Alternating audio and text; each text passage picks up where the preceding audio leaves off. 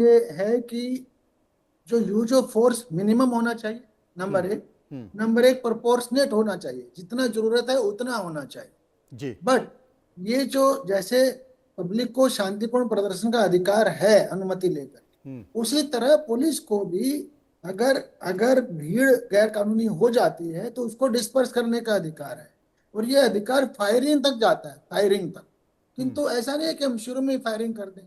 तो फायरिंग तक का जो अधिकार है वो ग्रेडेड है, मतलब मिनिमम से शुरू करेंगे और प्रोपोर्शनेट करेंगे। अगर उसके बावजूद भी भीड़ नहीं जा रही है तो उसे स्टेजेस में बढ़ाएंगे यूज ऑफ फोर्स। हम्म। ठीक है। कुल मिलाकर के प्रोटोकॉल ये है, यानी स्टार्टिंग में नॉर्मली हम लोग पहले वाटर कैनन नहीं थे, आजकल वाटर कैनन यूज करते हैं, टीयर गैस यूज करते हैं। जब इससे काम नहीं चले तब हम लाठी चार्ज यूज करते हैं। उसके बाद कई बारी हवा में फायर करते हैं, जिससे कि भाई लोग पब्लिक समझ जाए कि अब फायरिंग का टाइम आने वाला है। फिर जो है ना, उसके बाद रबर बुलेट और पैलेट गन्स का time, hmm. Before the final firing. भीड़ इतनी एडमेंट हो जाए, इतनी वायलेंट हो जाए कि वो इससे भी नहीं जा रही है, तब फाइनल फायरिंग यूज की जाए। तो ये एक प्रकार से एक पुलिस का अंदरूनी अपनी ओर से सेट किए हुए इस तरह के नॉर्म्स हैं जो हम्म। यूजुअली सभी जगह फॉलो होते हैं। तो दैट इज इट। मैं जो कानूनी पोजीशन मैंने आपको बताई। जी, रुद्र प्रताप सिंह मेरे साथ मौजूद है। रुद्र विक्रम सिंह मेरे साथ मौजूद हैं। मैं रुद्र विक्रम सिंह जी के पास चलूंगा और ये जानने की कोशिश करूंगा। रुद्र विक्रम सिंह जी, कल आपने देखा होगा कि सुप्रीम कोर्ट में एक लेटर लेकर गए थे। उस लेटर हेड पर कुछ बात कही, लेकिन सीजीआई ने कहा कि भाई आप पिटीशन के तौर पर आइए तो फिर मैं इसको सुन पाऊंगा। उसके दूसरे दिन दिल्ली हाई कोर्ट में सुनवाई हुई। दिल्ली हाई कोर्ट ने कहा जितना भी सीसीटीवी फुटेज है, जितना भी वीडियो है, सब सुरक्षित रखा जाए, हम इसको सुनेंगे। अब आज भी सुप्रीम कोर्ट में इन तमाम याचिकाओं को रखा गया, कल इस पर सुनवाई है। क्या आपको लगता है कि सुप्रीम कोर्ट इस पर डिटेल ऑर्डर देगा, देने की जरूरत है? क्योंकि पुरानी जो व्यवस्था है उसमें तमाम राजनीतिक पार्टियां या समाज के ऐसे लोग जिनमें सूझबूझ रहती है वो इस तरह के प्रदर्शन करते हैं, वो जानते हैं कि हमारी हद कहां तक है। लेकिन ये जेंजी है, अगर आप इससे कोई व्यवहार करोगे तो वो अपनी सीमाओं को पार करके आगे बढ़ेगा, सीमा को तोड़ करके आगे बढ़ेगा। और हमने इन तस्वीरों में भी देखा कि अगर पुलिस ने लाठी चार्ज किया तो वो मरने मारने पर उतारू हो गए कि आप ऐसा कैसे कर सकते हो, भाई हम देश का भविष्य हैं। मुझे लगता है कि आपको लगता है कि आने वाले समय में बड़ा गंभीरता से विचार करने की जरूरत है दोनों पक्षों की तरफ से। बिल्कुल। देखिए, जो ऑनरेबल हाई कोर्ट में जो पिटीशन चल रही थी उसमें प्राइमा फेसाई क्वेश्चन है कि लाठी चार्ज किया क्यों गया, लाठी चार्ज किस वजह से किया गया, क्या ऐसी वजह आई वहां पे उस प्रोटेस्ट के दौरान कि लाठी चार्ज करने की जरूरत पड़ी। अगर क्या जो प्रोटेस्ट कर रहे थे उनकी तरफ से कोई ऐसी कार्रवाई हुई, उनकी तरफ से कोई ऐसी पत्थरबाजी हुई?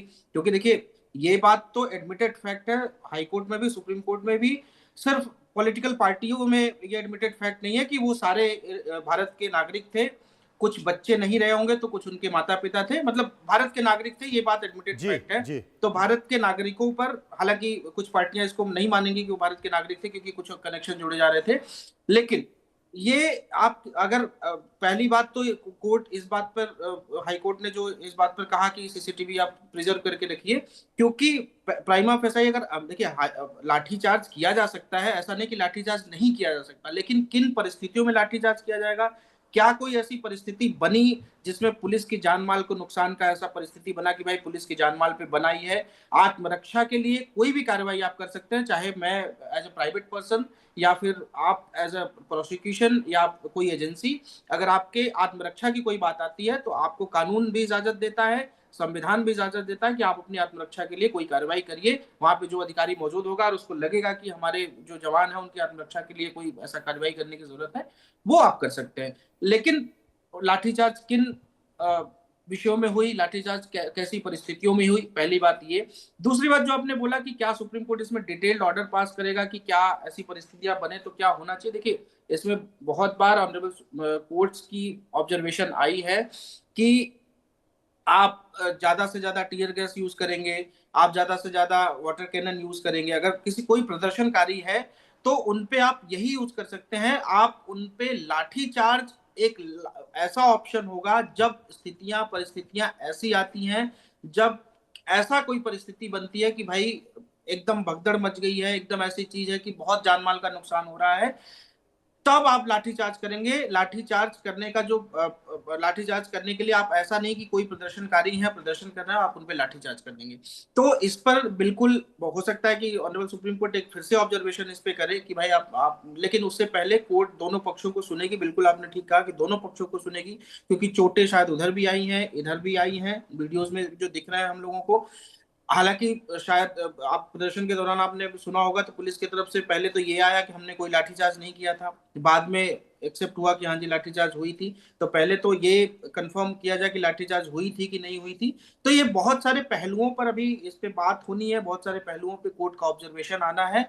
लेकिन मुख्यतः बात यह है कि अगर लाठीचार्ज किन परिस्थितियों में हुई, इस बात को देखा जाना चाहिए। देश के नागरिकों पर, देश के बच्चों पर अगर लाठीचार्ज किसी पुलिस द्वारा की गई तो ये बहुत ही शर्मनाक विषय है। और अगर उन बच्चों द्वारा भी जवाबी में कोई कार्रवाई की गई, बिना उनके उकसाए लाठीचार्ज की गई, पहली बात, और उसके बाद अगर पुलिस ने लाठीचार्ज किया, अगर उन बच्चों ने कोई जवाबी कार्रवाई की, मुझे लगता है कि उन